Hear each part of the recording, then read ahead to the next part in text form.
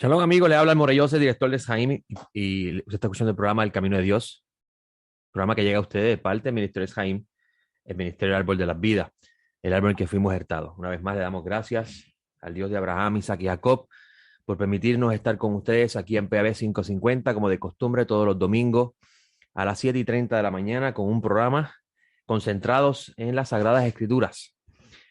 Y con esto podemos comenzar nuestro programa anunciando primeramente que nos encontramos en el día 29 de mes de agosto del año 2021, que equivale al día 21 del mes de Lul, de acuerdo al calendario de Gilel II. La sección de la Torá que estudiamos ayer se titula Kitavó, que se traduce como cuando entres. Comienza en el capítulo 26 de Deuteronomio, versículo 1, y termina en el 29:9, algunas versiones 29:8. Y el tema central es la continuidad del discurso de Moisés a esta generación de israelitas que sobrevivieron luego de los 40 años en el desierto. Ellos van a poseer la tierra que van a recibir en herencia, la herencia que le prometió el Eterno, el Dios de Abraham, Isaac y Jacob, a Abraham, Isaac y Jacob. Y estos van a comenzar a vivir como nación organizada, bajo una serie de leyes, donde en este capítulo Moisés va a hablar de la responsabilidad de cumplir con los requerimientos del pacto, que son los preceptos y los mandamientos que se encuentran en él. Moisés en él incluye una serie de maldiciones para todo aquel que no cumpliese con los requerimientos del pacto. Y estas palabras de Moisés en este capítulo son sumamente importantes para poder entender luego el desarrollo histórico de los eventos en la vida del pueblo de Israel, que usted va a encontrar en los profetas, incluso las cosas que Pablo Tarso habla, por ejemplo, en la carta a los Gálatas, cuando habla de la maldición de la ley. Cuando Pablo habla de la maldición de la ley, no está diciendo de ninguna manera que la ley sea mala en el sentido de que sea un problema para la vida del ser humano, sino que Pablo está teniendo en cuenta la ley divina como el elemento fundamental del pacto del Sinaí, que trajo consigo el que Israel tuviera una responsabilidad grande ante Dios, y al fallar en cumplir el pacto, pues las maldiciones que Moisés dicta en este rollo que se encuentra en esta porción que estudiamos ayer, pues se activaría contra el pueblo. Y Pablo estaba persuadiendo a los gentiles de Galacia a no circuncidarse, pensando en que la circuncisión les iba a dar una garantía de salvación,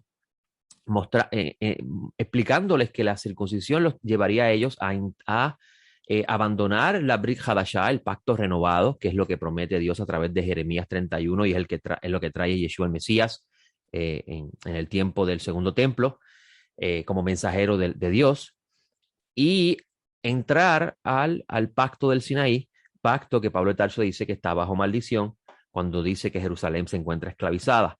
Cuando Pablo de Tarso dice que Jerusalén está esclavizada, no está diciendo que está esclavizada por los mandamientos de Dios, sino por el resultado de haber abandonado el pacto que trajo consigo lo que Moisés dice en esta porción de la Torá, que ellos serían conquistados por otros pueblos, ya no serían cabeza de naciones, sino serían cola.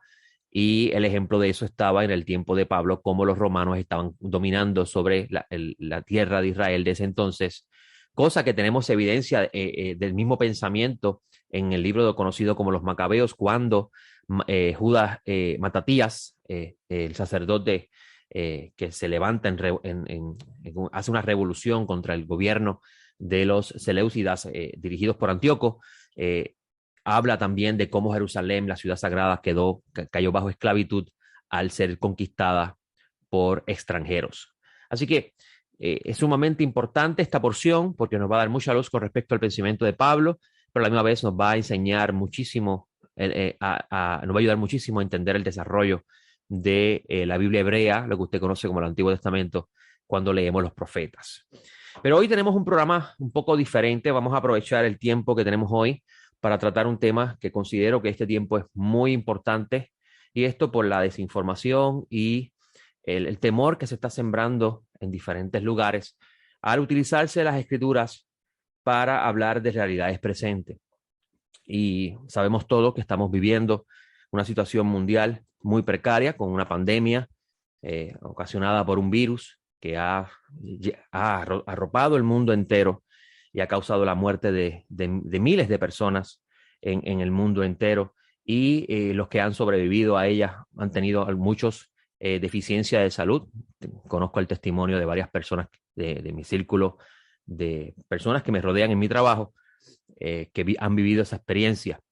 Y quería comentar sobre eso hoy porque se está utilizando las Sagradas Escrituras para referirse a este virus y el remedio que se está dando en el tiempo presente, la vacunación, como algo que está profetizado en la Biblia y es parte de una agenda escondida de los gobiernos del mundo, preparando el camino para el anticristo y muchas cosas que le tengo que decir.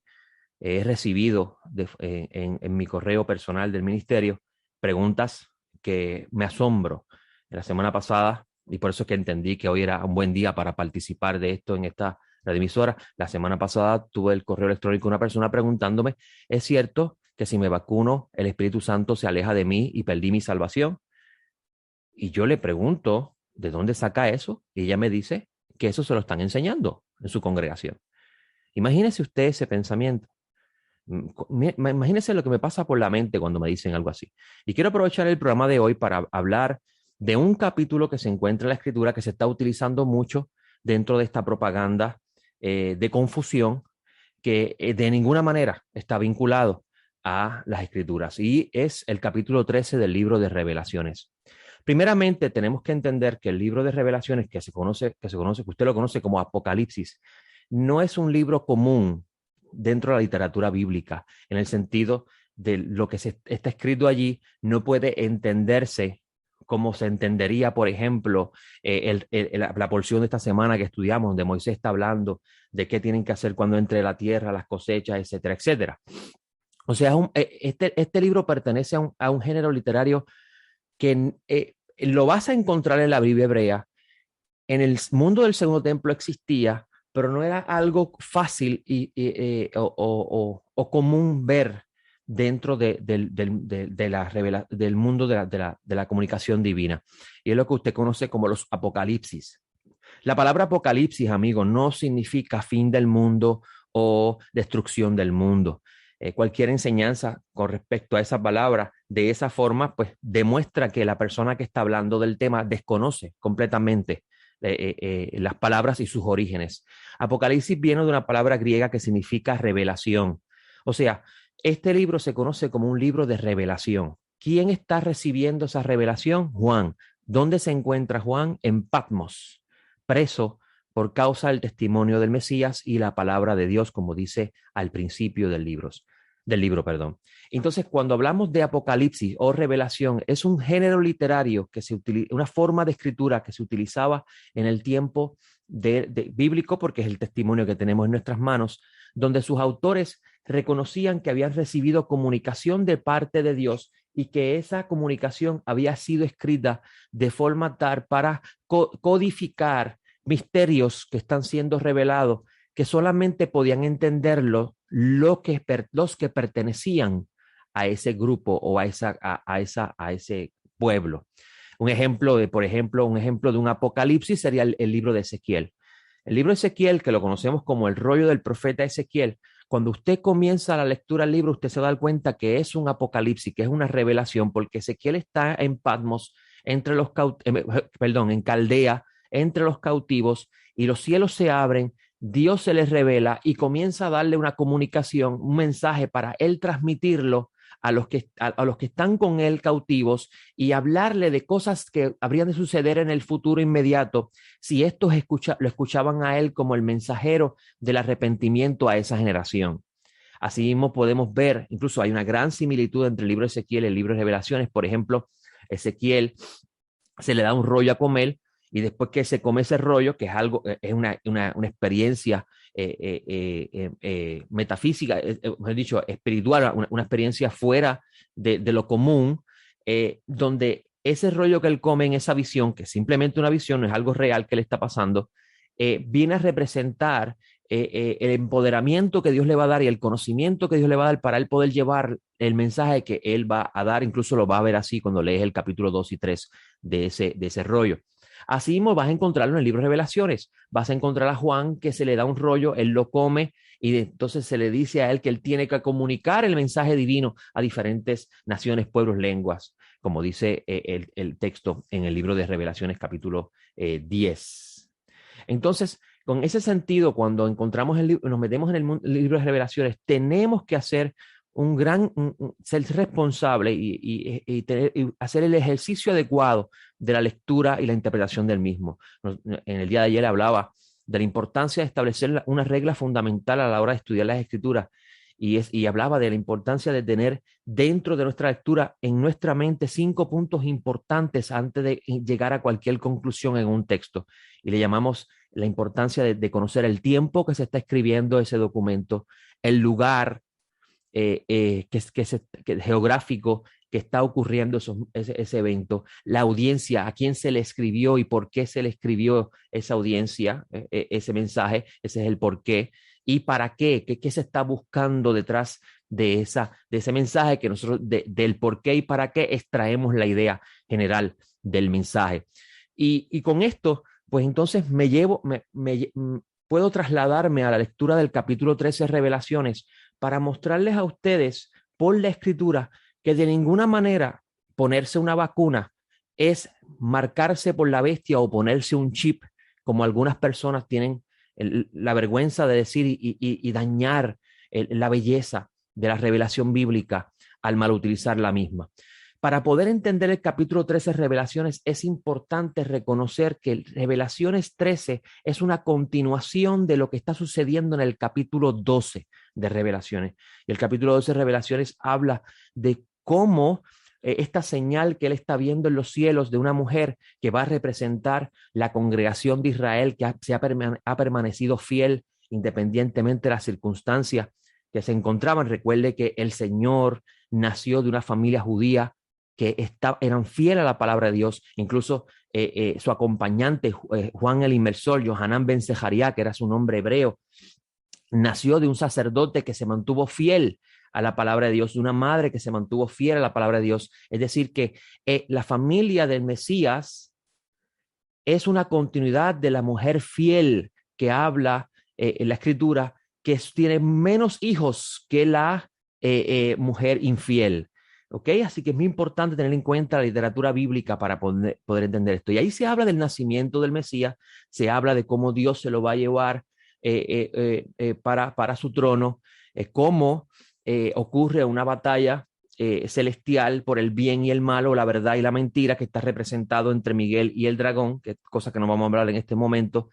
Y continúa usted leyendo ese texto, y el texto termina, ese capítulo termina en cómo esta figura misteriosa llamada el dragón se para a la orilla del mar, que viene a representar el territorio de la tierra de Israel en ese entonces, y del mar, que representa a las naciones, que también representa la idea del caos en el mundo antiguo.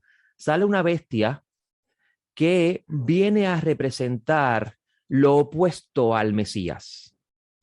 Y usted podría decir, pues, claro, ese es el anticristo, pero en el tiempo de Juan tenemos que entender qué representaba eso. Y ahí es donde entra la importancia de entender el culto imperial del tiempo de Roma para poder entender las cosas que están narrándose, porque Juan no está escribiendo nada que sea ajeno a lo que él entendía. Dios no le va a hablar a un hombre un mensaje divino, no le va a comunicar un mensaje divino de cosas que él no va a entender ni hablar. Por eso es que de ninguna manera Juan cuando ve la marca de la bestia, Dios no puede, en ninguna manera, Dios no puede mostrarle a él una vacuna como hacer la marca de la bestia, porque en el tiempo de Juan no existía tal cosa como una vacuna. No puede pasar en su mente eso.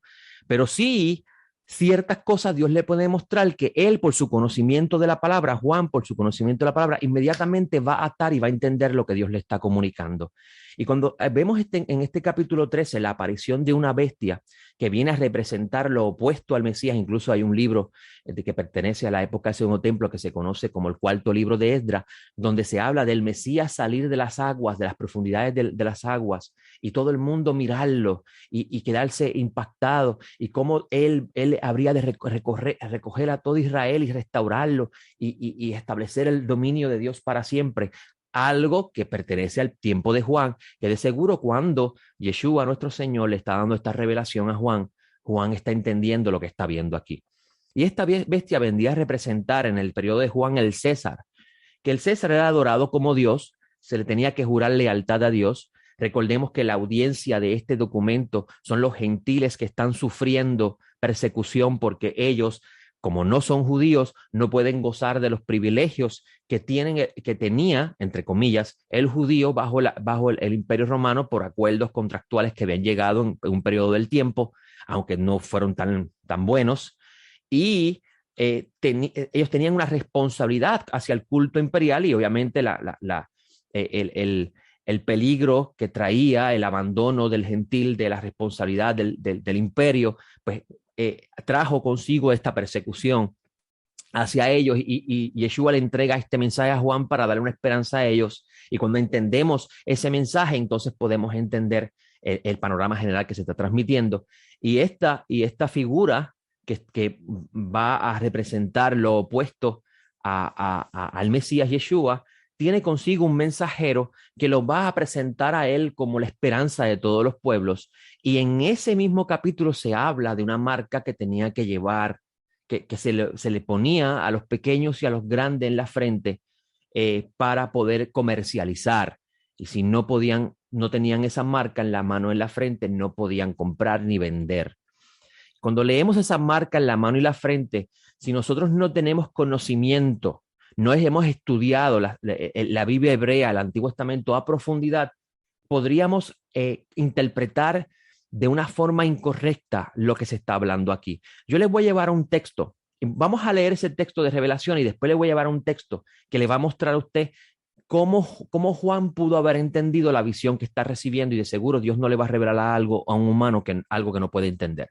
Dice el texto, y hace que a todos, se refiere al profeta que va a hablar de parte de esa bestia, versículo 16, a pequeños y a grandes, ricos y pobres, a libres y esclavos, les pongan una marca en su mano derecha o en su frente, y que ninguno pueda comprar o vender sino el que tiene la marca, el nombre de la bestia o el número de su nombre. Este versículo es el que se utiliza para hablar de lo que está pasando en el tiempo presente y persuadir a las personas a decirle, no se ponga usted una vacuna porque usted está siendo marcado por la bestia, te están poniendo un chip, incluso dicen que hasta le cambia el ADN y deja de ser humano o pierden el Espíritu Santo.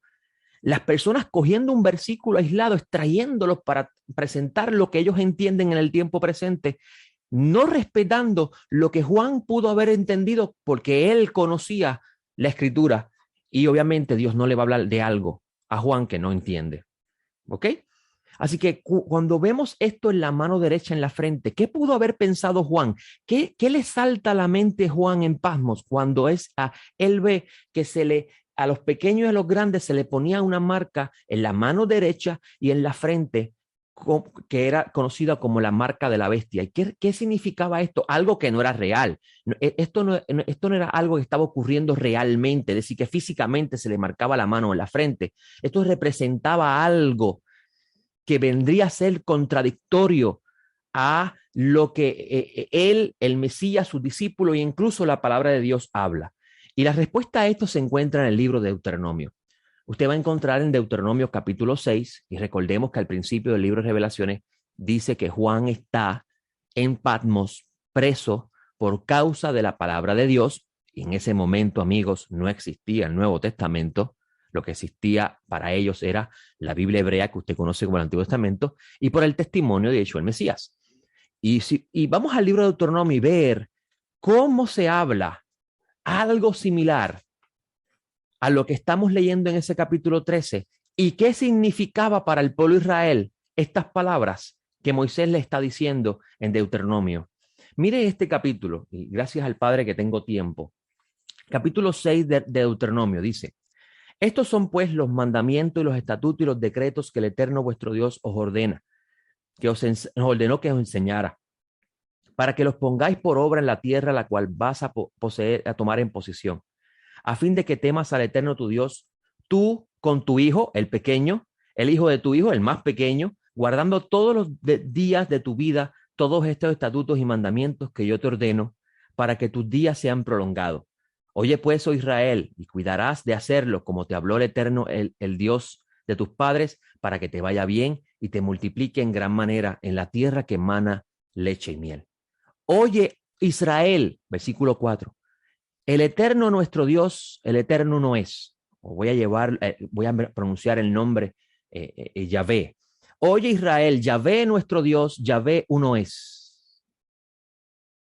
Ese versículo en la época del Segundo Templo se convirtió en la proclamación de fidelidad al Dios de Israel. El mandamiento más importante, lea Marcos, que le preguntan al maestro, ¿cuál es el mandamiento más importante? Y él menciona dos. Oye Israel, el Eterno tu Dios, el Eterno no es, y amarás a tu prójimo como a ti mismo. Amarás al Eterno tu Dios con todo tu corazón, con toda tu alma y con toda tu fuerza, y amarás a tu prójimo como a ti mismo. Pero primero dice, oye Israel, el Eterno tu Dios, el Eterno no es. Ese versículo se convirtió en, ya era, para la época del Segundo Templo, era la expresión de fidelidad de todo israelita en la fe de Israel. Incluso aún los gentiles tenían que se unían a la fe de Israel, tenían que pensar de esa forma. Así lo vas a encontrar con Pablo de Tarso, que le decía, para nosotros hay un solo Dios, el Padre. Ese es el Shema que está hablando ahí, Pablo de Tarso. Entonces, esto es importante porque esas palabras de Deuteronomio 6:4 marcaban la alianza, la lealtad de la persona al único Dios y no podían de ninguna forma serle leal a otro Dios que no sea ese. ¿Ok? Recordemos que la bestia viene de parte del dragón, o sea, pertenece a la mentira. Y dice el versículo 5, amarás al Eterno tu Dios con todo tu corazón, con toda tu alma y con toda tu fuerza. Y estas palabras que te ordeno hoy han de permanecer sobre tu corazón y las inculcarás a tus hijos, los pequeños. Hablarás de ellas sentado en tu casa, andando por el camino, al acostarte, al levantarte, las atarás como señal en tu mano y estarán como frontales entre tus ojos. O sea, que esto es importante porque entonces cuando leemos Revelaciones 13, estamos viendo a un Juan, viendo esta imagen, viendo todo este simbolismo y él está relacionándolo con la escritura. Recordemos que la bestia viene del lado del dragón en la visión apocalíptica que representa la falsedad, representa la mentira. Incluso el profeta del cual se habla en el capítulo 13 va a hacer lo que Moisés dice que no debe ser un profeta. Si un profeta viene a ustedes y les hace señales y prodigios y les habla a un Dios que no es Dios, no lo escuchen, los estoy probando, no le hagan caso. Y vas a ver que en el capítulo 13, este supuesto profeta hace hasta señales en el cielo para que todo el mundo se maraville de la bestia. O sea que Juan está presentando, recibiendo una revelación que él va a atar el mensaje recibido con lo que ya él conoce. Por consiguiente, amigo, cuando Juan ve la marca en la mano y en la frente, él está viendo lo opuesto a la fidelidad a Dios, al único Dios verdadero. Es interesante que este documento fue escrito en su gran mayoría para los gentiles que estaban recibiendo la persecución del imperio y los estaban obligando a otra vez a regresar al culto imperial, doblar su rodilla ante el César y adorar al Dios del César. Y eso representaría lo opuesto a la fidelidad del Dios de Israel y a su Mesías. Ese es el sentido del capítulo, amigos. Pero cuando no respetamos las escrituras, cuando cogemos las escrituras con versículos aislados para establecer lo que yo estoy pensando en el momento, estamos convirtiéndonos en ciegos guiando a ciegos. Y por eso es que existe el caos que existe. Existen personas que no pueden dormir pensando que si se pone una vacuna, perdería su salvación. Imagínese usted, una vacuna tiene más poder que el madero del Mesías. O sea que toda la Biblia se resume en los vacunados y los no vacunados. Este programa lo traje de forma especial a ustedes hoy, para que ustedes puedan ver que la Escritura de ninguna forma se opone a que el ser humano reciba tratamiento médico. Escuché hace un poco una torópata decir que nosotros somos templo del Espíritu Santo y que Dios nos va a pedir cuenta de cómo dañemos el cuerpo. Y él toma, amigos, el versículo aislado. Otra vez volvemos a lo mismo, un versículo aislado para establecer un pensamiento sin respetar la utilización del mismo dentro del contexto. Cuando usted encuentra ese versículo, que es lo que es son palabras de Pablo, usted va a encontrar que el tema que está hablando Pablo de Tarso no tiene nada que ver con vacunarse o no vacunarse, porque eso se encuentra en 1 Corintios 6, 19, donde dice, ¿no sabéis que vuestro cuerpo es santuario del Espíritu Santo y que está en vosotros, el cual tenéis de Dios y que no sois vuestros? Ese texto que él utiliza, cuando usted lee el contexto, lo que está hablando Pablo de Tarso es la fornicación. Aquel que se une con una ramera, y tenemos que ir a la historia, había un caso interesante ocurriendo en Corintio. Un joven se estaba uniendo a la mujer de su padre y estaba cometiendo una abominación, y esa mujer estaba cediendo a eso. Por eso es que Pablo la menciona como una mujer que es inmoral, y él dice que eso no se puede hacer, eso no es permitido.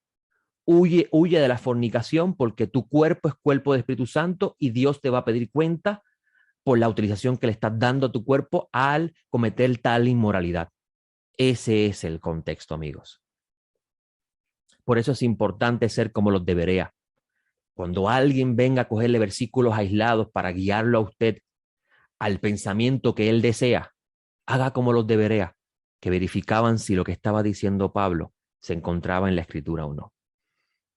Así que en ese sentido puedo resumir el programa diciendo que de ninguna forma la marca de la bestia está vinculado a la vacunación. Vivimos en una pandemia mundial. En la historia de la humanidad siempre han ocurrido pandemias. Hay diferentes relatos históricos sobre esto. No vivimos enajenados a eso. Es una realidad sobre nuestra vida. Y no podemos decir que porque estamos viviendo esta definitivamente es la señal del fin del mundo, y que viene ahora las teorías de conspiración a traernos una agenda para preparar el camino al nuevo orden mundial, como muchas personas tienen la osadía de interpretar, sin respetar y conocer las Sagradas Escrituras y el contexto y el tiempo donde esto se reveló. Así que yo le doy gracias al Dios de Abraham, Isaac y Jacob por darme la oportunidad de estar ustedes. Le doy gracias a la familia de PAB por el espacio que me concede, y espero que lo que yo he compartido de hoy, el día de hoy con ustedes, le traiga paz a su corazón. Y vuelvo y repito, si alguien le trae un mensaje que no se encuentra en la Escritura, sea muy cuidadoso en aceptarla. No sea que usted esté corriendo detrás de un ciego y caiga por el risco con él. No tengo tiempo para más, así que me despido hasta la próxima con el favor del cielo. Le habló el Morellose, director de Jaim. Que tenga excelente semana, que el Dios de Abraham, Isaac y Jacob le conceda la bendición de vivir muchos días y ver los días de su Mesías, a quienes esperamos pronto, porque de seguro que cuando Él regrese, la injusticia, la mentira y todo lo que trae confusión desaparecerá. Y viviremos en un mundo que será como el Creador quiso que fuera, pues así fuese, mejor dicho, pues así lo expresa el libro de Revelaciones al principio.